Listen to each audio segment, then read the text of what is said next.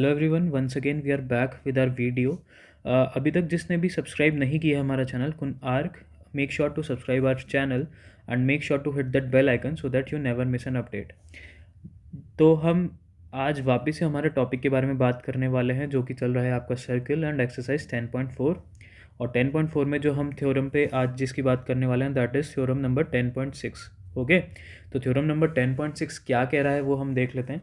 Equal chords of a circle are equidistant from the centre. सबसे पहले तो हम एक डायग्राम बनाएंगे और इस थ्योरम के बारे में समझेंगे। इस थ्योरम में पूछा क्या गया है।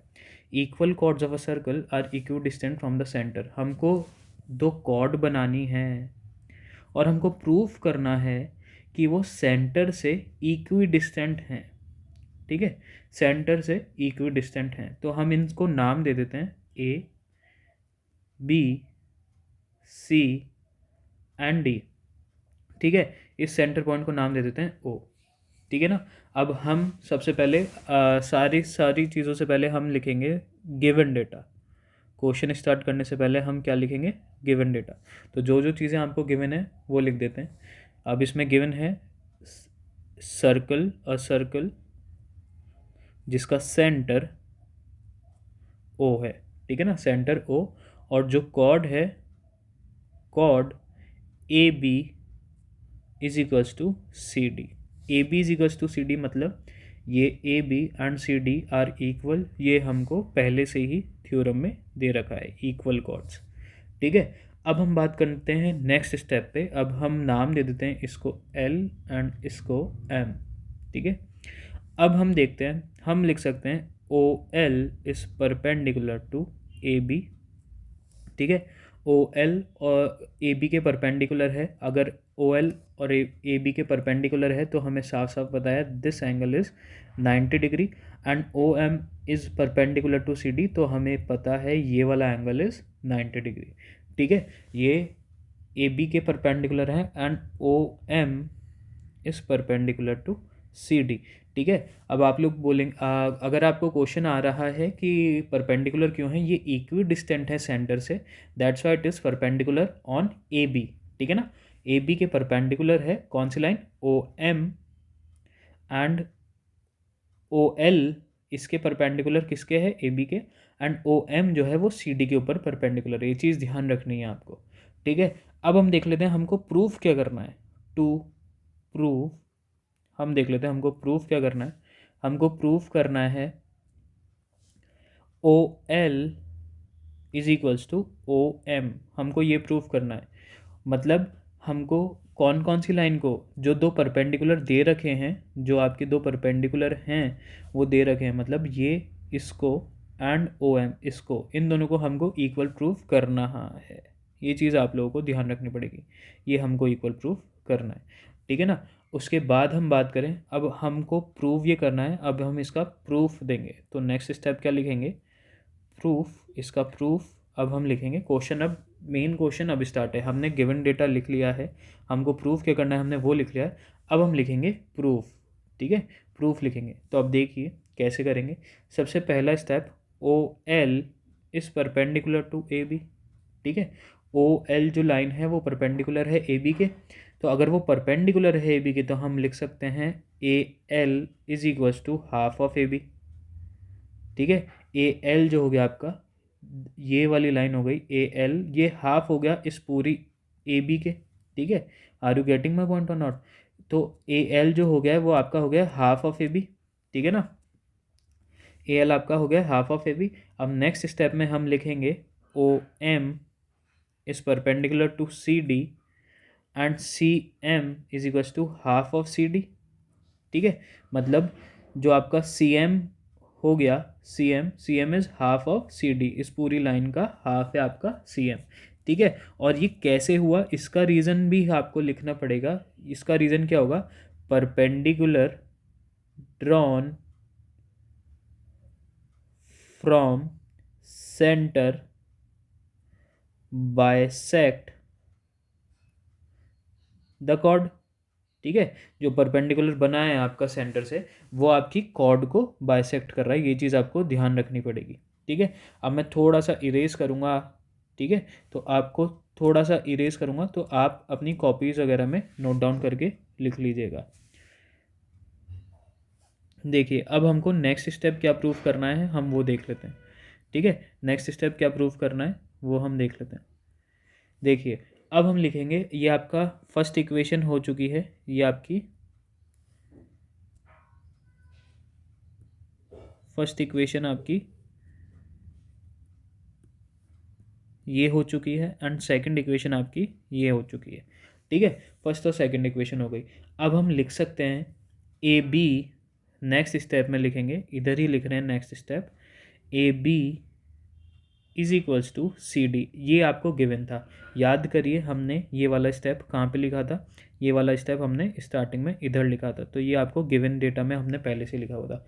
अगर A B is equals to C D है, ध्यान से सुनना, A B is equals to C D है, तो हम लिख सकते हैं half of A B is equals to half of C D.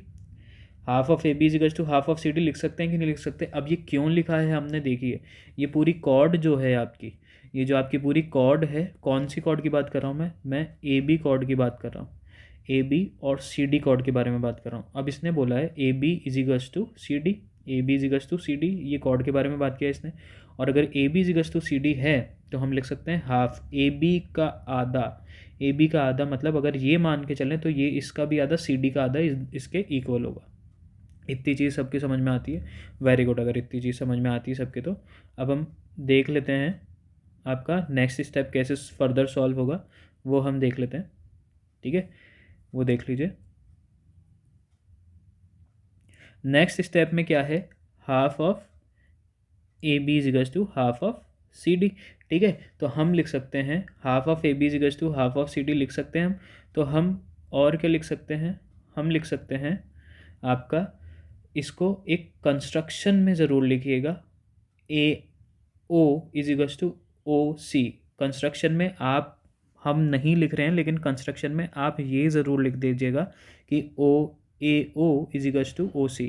Construction में ये ज़रूर लिखिएगा आप, क्योंकि हमने कंस्ट्रक्ट किया है ओ ए एंड ओ सी। ठीक है ना, तो हम अब क्या लिख सकते हैं, हम लिख सकते हैं A L is equals to C M. इस स्टेप के बाद हमने क्या लिखा है, A L is equals to C M. अब A L is equals to C M हमने इसलिए लिख दिया क्योंकि हाफ ऑफ ए बी क्या हो गया, A L, and half of C D क्या हो गया है आपका, सी एम। तो ये आपका इधर से इक्वल हो गया है। ठीक है ना, ये आपका इधर से इक्वल हो गया है, और आप इसको इधर से भी इक्वल देख सकते हैं from first and second equation. ठीक है, मतलब आपको फिगर से भी समझ में आ गया है और आपको इक्वेशन से भी समझ में आ गया है। ठीक है, आपका ये अब क्वेश्चन, हाफ क्वेश्चन कंप्लीट हो चुका है। अब हाफ क्वेश्चन हम और कंप्लीट करते हैं। अब हमको कॉन्ग्रुएंसी प्रूफ करानी पड़ेगी, इसकी कॉन्ग्रुएंसी प्रूफ करानी पड़ेगी। तो अब देखते हैं हम कॉन्ग्रुएंसी कैसे प्रूफ कराते हैं। ठीक है, कॉपी पेन लेके बैठिएगा आप लोग, ताकि आप लोग कॉपी कर सकें क्वेश्चन, और समझ लीजिएगा भी और बाद में आप कॉपी कर लीजिएगा। ठीक है, तो अब हमको कॉन्ग्रुएंसी प्रूफ करानी है कौन कौन से ट्राइंगल्स की। अब वो ट्राइंगल्स जो हमने कंस्ट्रक्शन में ड्रॉ किए हैं, उस ट्राइंगल की हमको कॉन्ग्रुएंसी प्रूफ करानी है। ठीक है, अब देख लेते हैं। इन ट्राइंगल, ये आपका नेक्स्ट स्टेप है, in triangle A O L and triangle C O M, इसकी बात करेंगे। किसकी, ए ओ एल मतलब इस वाले ट्राइंगल की, एंड सी ओ एम मतलब इस वाले ट्राइंगल की। ठीक है, A O L is equals to C M, तो angle A L O is equals to angle C M O. ठीक है, ये 90 डिग्री है क्योंकि परपेंडिकुलर बना हुआ है आपका। ठीक है, परपेंडिकुलर बना हुआ है अगर ये, तो ये भी आपका 90 डिग्री हो गया। बाय लीनियर पेयर से आप बोल सकते हो। ठीक है ना, लीनियर पेयर से आप लोग बोल सकते हो। उसके बाद ओ ए इज इक्वल्स टू ओ सी, ओ ए मतलब ये वाली लाइन। ठीक है, ध्यान से समझना, ये वाली लाइन मतलब ये वाली लाइन और ये वाली लाइन दोनों एक दूसरे के इक्वल हो जाएगी। अब ये एक दूसरे के इक्वल क्यों हो गई है, क्योंकि बिल्कुल सही समझ गए, radius, radius of a circle. ठीक है, समझ में आ गया, रेडियस ऑफ अ सर्कल। अब उसके बाद हम बात करते हैं, रेडियस का भी हो गया स्टेप। अब हम लिख सकते हैं A L is equals to C M.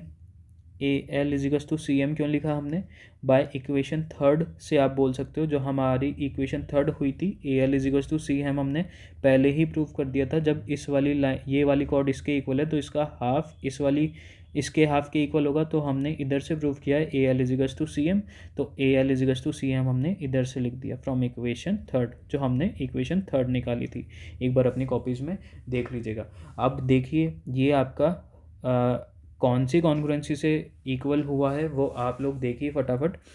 ये आपका ए एल ओ मतलब ये वाला एंगल, कौन सा वाला एंगल आपका, ये वाला एंगल, ये वाला एंगल और ये वाला एंगल इक्वल कैसे हुआ, राइट हैंड मतलब राइट साइड वाला जो 90 डिग्री का एंगल होता है, 90 डिग्री का, that is right angle triangle हो गया ये, ठीक है। उसके बाद मतलब इधर आर आ गया, उसके बाद ओ ए इज इक्वल्स टू ओ सी कैसे हो गया आपका, ओ ए और ओ सी इक्वल कैसे हो गया, ये आपका हो गया रेडियस, ठीक है, ये आपका रेडियस हो गया। और इसको हम क्या बोल सकते हैं, हाइपोटेनस भी तो हो गया। ये अगर राइट एंगल ट्राइंगल है तो ये वाली साइड हाइपोटेनस हो गई, तो इसको हम हाइपो बोल देते हैं, राइट। ये आपका हाइपोटेनस हो गया। उसके बाद ए एल और सी एम क्या हो गया आपका, ए एल और सी एम एक आपकी साइड हो चुकी है, ए एल और सी एम आपकी साइड हो चुकी है। तो बाय, अब देखिए आप खुद ही बता देंगे, by R H S, by R H S congruency ये आपका ट्राइंगल कॉन्ग्रुएंट हो चुका है। और अगर ट्राइंगल कॉन्ग्रुएंट हो गया है तो हमने ओ एल और ए वाली साइड को सी पी सी टी से इक्वल प्रूफ कर दिया है, सी पी सी टी से प्रूफ कर दिया है ना। और एक चीज़ और, हमने जो साइड ली है ना वो है A L is equals to C M, ये वाली साइड हमने इक्वल ली है। और इस साइड को हमने इक्वल कैसे प्रूफ किया है, by C P C T. और सारी हम प्रीवियस क्वेश्चन में पढ़ते हुए आ रहे हैं, सी पी सी टी क्या होता है, corresponding parts of congruent triangle. तो आपका O L is equals to O M हो चुका है by C P C T से। हमको यही प्रूफ करना था, O L is equals to O M, और हमने by C P C T से ये कॉन्ग्रुएंट करके ट्राइंगल प्रूफ कर दिया। Make sure to hit that like button अगर आपको वीडियो अच्छी लगी हो तो। और आपकी नेक्स्ट क्लास की वीडियो जल्दी से, नेक्स्ट थ्योरम की वीडियो इसी चैनल पे आ जाएगी। Okay then, bye.